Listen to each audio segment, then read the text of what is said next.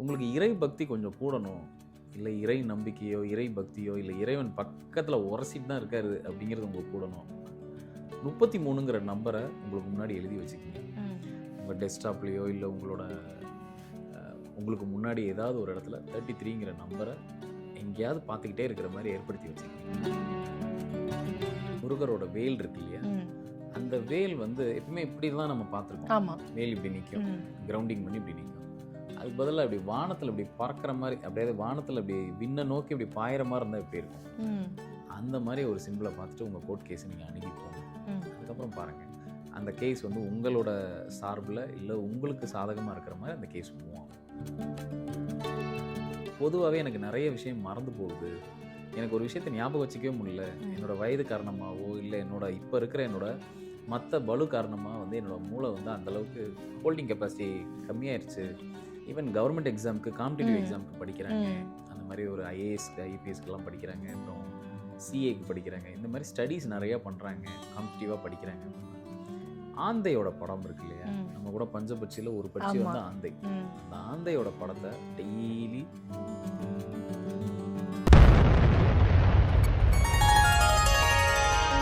Sri மகாஸ் infinity நேயர்களுக்கு நர்மதாவின் அன்பான வணக்கம்.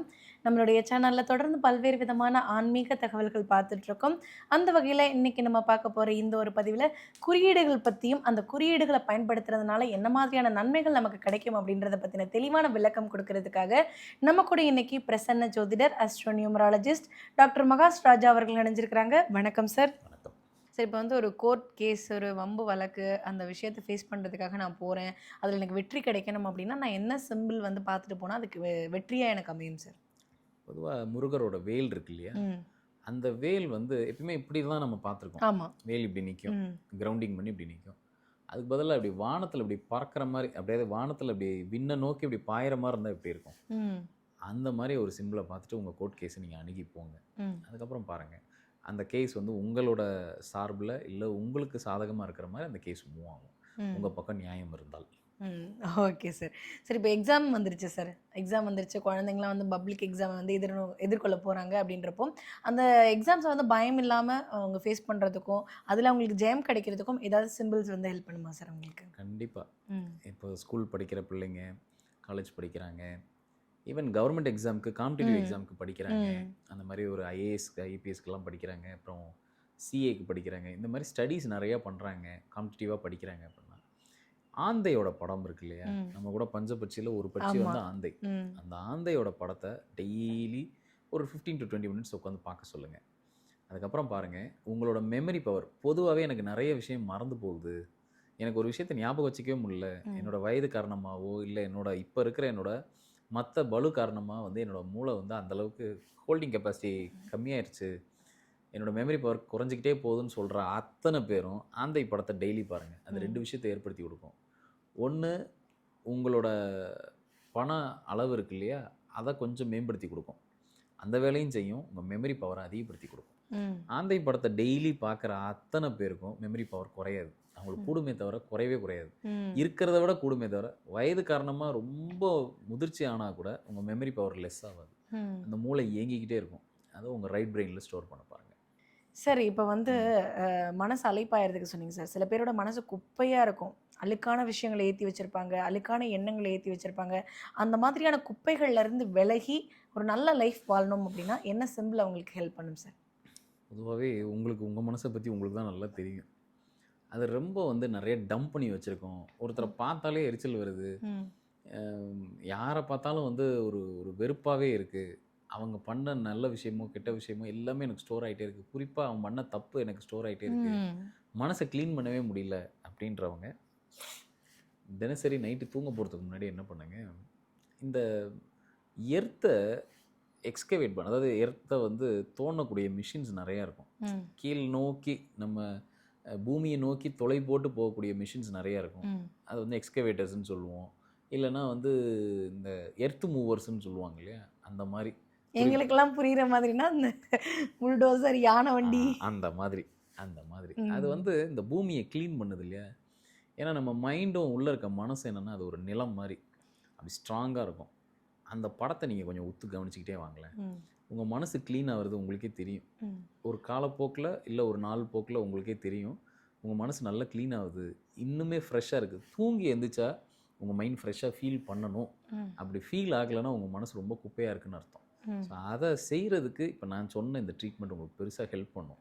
இது செக் பண்ணி பாருங்கள், இது பயங்கரமாக ஹெல்ப் பண்ணும். அதே மாதிரி உங்களுக்கு இறை பக்தி கொஞ்சம் கூடணும், இல்லை இறை நம்பிக்கையோ இறை பக்தியோ இல்லை இறைவன் பக்கத்தில் உரசிட்டு தான் இருக்காரு அப்படிங்கிறது உங்களுக்கு கூடணும் அப்படின்னா 33ங்கிற நம்பரை உங்களுக்கு முன்னாடி எழுதி வச்சுக்கோங்க. உங்கள் டெஸ்க்டாப்லேயோ இல்லை உங்களுக்கு முன்னாடி ஏதாவது ஒரு இடத்துல 33ங்கிற நம்பரை எங்கேயாவது பார்த்துக்கிட்டே இருக்கிற மாதிரி ஏற்படுத்தி வச்சுக்கோங்க.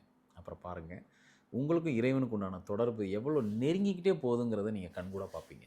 கண்டிப்பாக சார். நிறைய பேர் வந்து உங்ககிட்ட கிளைண்ட்டாக வரவங்க எல்லாருமே வந்து ஒரு பிரச்சனை, ஒரு கஷ்டம் அப்படின்னு வர்ற எல்லாருமே வந்து திரும்பி போகும்பொழுது, கொஞ்ச நாளுக்கு பிறகு அவங்கள மீட் பண்ணும்பொழுது ஒரு பாசிட்டிவான ஒரு ஆட்களாக தான் நம்ம வந்து திருப்பி பார்க்குறோம் சார். அதுக்கு நிறைய விஷயங்கள் நீங்கள் வந்து கொடுத்துட்ருக்கீங்க.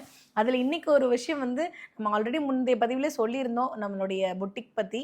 ஸோ ஆனாலும் அது எப்படி இருக்கும், என்னமா இருக்கும்னு எனக்குமே ஐடியா இல்லாமல் இருந்துச்சு. பட் இன்றைக்கி உங்கள் டேபிளில் இருந்த கிளாத்ஸ்லாம் பார்க்கும்பொழுது எனக்கு கண்டிப்பாக வந்து அதை நம்மளுடைய நேயர்களுக்கும் வந்து காட்டணும். ஏன்னா வந்து சிம்பிள்ஸை பற்றி சொல்லிட்டோம், அது நம்மளுடைய ஆடைகள்லையோ நம்மளுடைய நம்ம அன்றாடம் அணிஞ்சிக்கக்கூடிய சேலையிலையோ இல்லை ட்ரெஸ்லையோ ஷர்ட்லேயோ இருக்கும் பொழுது அது எந்த அளவுக்கு ஹெல்ப் பண்ணும் அப்படிங்கிறத வந்து மக்கள் தெரிஞ்சுக்கிட்டா ஒரு லைவாக பார்த்தாங்க அப்படின்னா இன்னும் கொஞ்சம் ஐடியா வரும் அப்படின்ற மாதிரி நான் நினச்சேன் சார். கண்டிப்பாக உங்களோட பெர்மிஷனோட அதை நான் காட்டலாமா சார்? கண்டிப்பாக. சரி, இது வந்து என்ன ஒரு முயற்சி அப்படின்னா, இப்போ இதெல்லாம் நிறைய பதிவுகளில் சொல்லிகிட்டே வரும். இதை பயன்பாட்டுக்கு கொண்டுட்டு வர்றது எப்படிங்கிறது எல்லாத்துக்கும் ஒரு பெரிய கேள்விக்குறியாக இருக்குது. ஸோ அதனோட ஒரு முயற்சியாக என்ன பண்ணேன்னா, சரி இது ஆஸ்ட்ராலஜிக்கல் பேஸில் நம்மளே வந்து இதை வந்து ஒரு டிசைனும் பிரிண்டிங்கும் நம்ம செஞ்சு காட்டுவோம். அப்போ அது ஒரு பெரிய அவங்களுக்கு ஒரு இது வரும், ஒரு ஐடியா கிடைக்கும். ஒன்று, இதை வாங்கணும், இதை வேண்டிக்கணும்னு ஒரு இது இருக்கிறவங்க, எண்ணம் இருக்கிறவங்க என்ன பண்ணலாம் அப்படின்னா, தாராளமாக அவங்களோட டீட்டெயில்ஸை சென்ட் பண்ணாங்க அப்படின்னா அவங்களுக்குன்னு ஒரு கஸ்டமைஸ்டு டிசைன் இப்படி தான் வேணும், இப்படி தான் வரணுங்கிறத நான் சொல்லுவேன். அந்த டேட் ஆஃப் பர்த்துக்கு ஏற்ற மாதிரி. ரெண்டாவது, அவங்க ப்ராப்ளம்க்கு ஏற்ற மாதிரி அதில் சொல்யூஷன் கொடுக்க முடியும். இப்போ ஒரு ஹஸ்பண்ட் ஒய்ஃப் ப்ராப்ளம் இருக்குன்னா அதுக்கு ஏற்ற மாதிரி அவங்களுக்கு எப்படி சொல்யூஷன் கொடுக்கணும்னு எனக்கு அதை நான் பண்ணி கொடுக்க முடியும். ஸோ இப்படியான ஒரு முயற்சியாக தான் நம்ம பண்ணிகிட்டு இருக்கோம். அதனோட ஒரு ஸ்டார்ட் தான். அதை தான் நான் என்னோடய டேபிள் மேலே நிறைய கிளைண்ட்ஸுக்கு கொடுக்கறதுக்காக சில டிஷர்ட்ஸ் அதெல்லாம் வச்சுருந்தேன். அவங்களுக்கு ஏற்ற மாதிரி ஒரு பிரத்யேக கஸ்டமைஸ் டிசைன் பண்ணி வச்சுருக்கேன். இப்போ ஒருத்தருக்கு ஒரு சாரீ கொடுக்குறோம் அப்படின்னா, ஏன்னா நீங்கள் சாரியோட டிசைன்ஸ் எல்லாம் சொல்லும் பொழுது அந்த சாரீ மேக் பண்ணுறவங்க வந்து அவங்களே சார் நாங்கள்லாம் இவ்வளோ டிசைன் இவ்வளோ நுணுக்கமாலாம் டிசைன் இது வரைக்கும் போட்டதில்லை சார், இந்த டிசைனுக்குள்ளே இவ்வளோ விஷயம் இருக்குன்றது நீங்கள் சொல்லும்போது அவங்க ரொம்ப ஆச்சரியமாக கேட்கும்போது, ஓ இதுக்குள்ளே இவ்வளோ விஷயம் இருக்கா. ஏன்னா ஒரு பார்டரில் ஒரு பூ வரும், ஒரு இலை வரும், அந்த மாதிரி வரும். பட் அந்த பார்டருக்குள்ளே பணம் வர்றவங்களுக்கு ஸ்வஸ்திக்கு இருக்கணும், இந்த மாதிரி சிம்பிள் இருக்கணும், அது இவ்வளோ குட்டியாக இருக்கணும், இந்த இடத்துல வரணும், அந்த பல்லுவில் இப்படி வரணும், நிறைய விஷயங்கள் சொன்னீங்க சார். ஸோ சாரியை வந்து காட்டுறதுக்கு நான் ரொம்ப ஈகராக இருக்கேன். ஃபஸ்ட்டு வந்து நம்மக்கிட்ட ஷர்ட்ஸ் அண்ட் டிஷர்ட்ஸும் வந்துருக்கு. ஸோ அதை முதல்ல நம்ம காட்டலாம் சார் அவங்களுக்கு. கண்டிப்பாக. ஸோ நம்மளுடைய அஃபிஷியல் வெப்சைட்டில் வந்துட்டு ரொம்ப சீக்கிரமாகவே நம்மளுடைய பொட்டிக்கில் இருக்கக்கூடிய சாரீஸு, டிஷர்ட்ஸு, ஷர்ட்ஸ் எல்லாமே வந்து அப்லோட் பண்ண போகிறாங்க. அதுக்கு முன்னாடி வந்து கிளைண்ட்டுக்கு கொடுக்கறதுக்கு வச்சுருந்தது உங்களுக்கு காட்டுறேன்.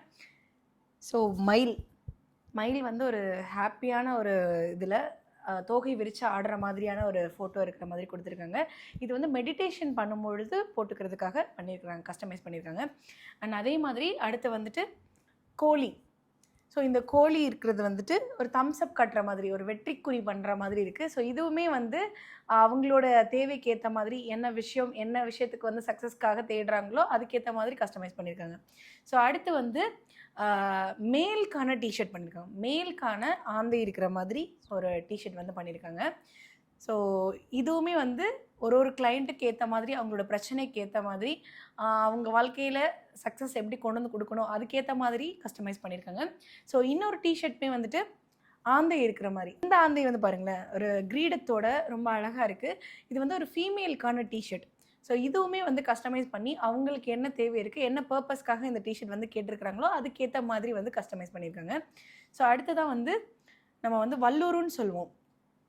ஸோ வல்லூருன்னு சொல்லக்கூடிய ஒரு பறவையோடைய பிக்சர், நம்ம வந்து கழுகுன்னு கூட இது சொல்லுவோம். ஸோ அந்த பிக்சர் இருக்கிற மாதிரி ஒரு டிஷர்ட் வந்து மேக் பண்ணியிருக்காங்க. சரி, இப்போ வந்து நான் டிஷர்ட்ஸ் எல்லாமே காட்டியிருந்தேன் சார். ஒரு செட் ஆஃப் டிஷர்ட்ஸ் உங்கள் கிளைண்ட்டுக்கு கொடுக்குறதுக்காக வச்சுருந்ததில். அதில் வந்து பார்த்திங்க அப்படின்னா எனக்கு தெரிஞ்ச விஷயம் என்ன அப்படின்னா, பட்சிகள் வர்ற மாதிரியே எல்லாம் இருக்குது. ஏன்னா வல்லூருவாக இருக்கட்டும், ஆந்தையாக இருக்கட்டும், மயிலாக இருக்கட்டும், கோழியாக இருக்கட்டும் எல்லாமே வந்து பஞ்சபக்ஷி சம்மந்தப்பட்ட விஷயமாவே இருக்கே சார். அதுக்கு என்ன காரணம் சார்? ஏதாவது ரீசன் இருக்கா சார்? இது மாதிரி நிறைய வர காத்துக்கிட்டு இருக்கு. ஸோ வெறும் நம்ம வந்து இதுக்கு முன்னாடி வந்து இதெல்லாம் வந்து படமாக அதாவது படிச்சிட்டு இருந்தோம். ம் இப்போ இதை எப்படி ரியாலிட்டி கொண்டுட்டு வரலாம், இதோட ஒரு அடுத்த ஒரு வளர்ச்சியாக இது எப்படி ரியாலிட்டி கொண்டுட்டு வரலாம்.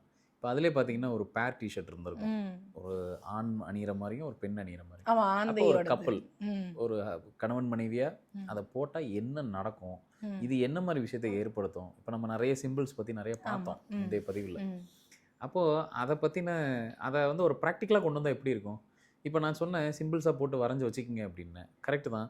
அதை நீங்கள் உங்கள் டிஷர்ட்டில் நீங்கள் இல்லை உங்கள் பார்ட்னரோட டிஷர்ட்டில் இருக்கும்போது அதை டெய்லி பார்க்குறச்சா அது சில மனமாற்றத்தை ஏற்படுத்தும். ம் உங்களுக்குள்ள சண்டை இருக்கும்போது அந்த சண்டையை க்யூர் பண்ணி கொடுக்கும். ம் பட் இது என்ன அப்படின்னா ஒரு டேட் ஆஃப் பர்த்துக்கும் அவங்களோட பிரச்சனை என்னவோ ம் அதை டயக்னைஸ் பண்ணி அதுக்கேற்ற மாதிரி அந்த சிம்பிள்ஸை கஸ்டமைஸ் பண்ணி பிரிண்ட் பண்ணி நம்மளோட ஆஸ்ட்ரோ பொட்டிக்லேயே அதை வந்து வெகு விரைவில் நம்மளோட வெப்சைட்லேயே டிஸ்ப்ளே ஆகிடும். ம் ஸோ அதுக்கான தேவை இருக்கிறவங்க அதில் போய் தாராளமாக போயிட்டு இது ஆர்டர் பண்ணி இது வாங்கிக்கலாம். எப்படி இருக்குன்னா வாழைப்பழத்தில் ஊசி ஏற்றுற மாதிரி உனக்கு எனக்கும் என்னோட ஹஸ்பண்டுக்கும் ஒரு பிரச்சனை இருக்குது அப்படின்னா அந்த பிரச்சனைக்கான தீர்வை வந்து மறைமுகமாக கொடுக்குற மாதிரியான ஒரு விஷயமா இது இருக்குமா சார்? இப்போ பாருங்க, இப்போ நம்மளோட ஃபீல்டு எப்படி ஆகிப்போச்சு அப்படின்னா வெறும் ஒரு பிரச்சனையை சொல்லிட்டு போகிறதுனால யாருக்குமே எந்த பிரயோஜனமும் ம் கிடையாது. ஒரு டாக்டர் போல் நம்மளுமே வந்து அந்த பிரச்சனை என்னங்கிறத இப்போ அந்த நோய் என்னங்கிறத முதல்ல டயக்னைஸ் பண்ணணும். ம் நோயை பற்றின நல்ல நாலேஜ் வேணும். அதுக்கப்புறம் இந்த நோயை தீர்க்கிறதுக்கு வழி நம்மக்கிட்ட ஏதோ ஒரு வழியில் அவங்களுக்கு ஹெல்ப் பண்ணுமா ம் இல்லையா. வெறும் ஜஸ்ட் நம்ம சொல்லிட்டு போயிடக்கூடாது. இல்லை இந்த கோயிலுக்கு போங்க சரியாயிடும். நிச்சயமாக கோயில் குளம்ங்கிறதும் நமக்கு தேவை தான். ம் ஆனால் அதை தாண்டி ப்ராக்டிக்கலாக வீட்டுக்குள்ளேயே சில விஷயத்த செய்ய முடியுமா அப்படிங்கிற ஒரு முயற்சி தான் இது. இது நிச்சயமாக பல பேரோட லைஃப்பை ஏற்கனவே நான் இதை வந்து வெளியில் பெருசாக சொல்லிக்காமல் நிறைய பேருக்கு செஞ்சு கொடுத்துட்டு இருந்தேன். அப்புறம் இது நிறைய பேர் கேட்டதுனால சரி இதை ஒரு தனியாக இது உண்மையிலேயே நமக்கு ஒரு பெரிய வேலை தான். இதுக்கு ம் உட்காந்து பெருசாக நம்ம வேலை பார்க்கணும் பேக்ரவுண்டில். இருந்தாலும் பரவாயில்ல. அதை உட்காந்து நம்ம வேலை பார்த்து அதுக்கு ஒரு கஸ்டமைஸ் டிசைன் பண்ணி இது எக்காரணது கொண்டும் அவங்களாம் செல்ஃபாக பண்ணவே முடியாது. அதுக்கு ஏன்னா வந்து ஆந்தை தானே நான் எடுத்து போட்டுக்கிறேன், என் பச்சி ஆந்தைப்பா நான் ஆந்தை எடுத்து போட்டுக்கிறேன் அப்படின்ற மாதிரி இல்லாமல் ஒரு ஒரு ஆந்தை பிக்சருமே வேற வேற மாதிரி இருக்கு. வேற வேற வேற வேற ஷேப்ல மாதிரி இருக்கும், ஷேப்ல வேற இருக்கு. வேற டிசைன்ல இருக்கும், வேற வேற முக வடிவில் இருக்கும். ம் ஒருத்தருக்கும் ஒன்று இது ம் பிரத்யேகமாக இப்போ அவங்களுக்கு தச்ச சட்டை அவங்களுக்கு மட்டும்தான் சேருங்கிற மாதிரி ம் இது நிச்சயமாக யூனிக்காக தான் ம் இருக்கும் ஒருத்தருக்கும். ம் ஸோ அது வந்து நம்ம இந்த பிரபஞ்சத்தோட உதவியோட இப்படி ஒரு வேலையை தொடங்க தான் இருக்கும். கண்டிப்பாக சார். இந்த ஒரு விஷயம் நிறைய பேருக்கு வந்து உங்கள் கிளைண்ட் எல்லாருக்கும் சக்ஸஸ் கொடுத்துருக்கு. அதை தாண்டி நம்ம நேயர்களாக இருக்கட்டும் இல்லை புதுசாக வந்து என் வாழ்க்கையை வந்து ஒரு சின்ன மாற்றம் மூலமாக வெற்றியை கொண்டு வந்து கொடுக்கணும் அப்படின்னு ஆசைப்பட்டுட்டு இருக்க எல்லாருக்குமே வந்து இது ரொம்ப பெரிய யூஸ்ஃபுல்லான ஒரு விஷயமா இருக்கும் நாங்கள் நம்புகிறோம். ரொம்ப நன்றி சார். நன்றிமா.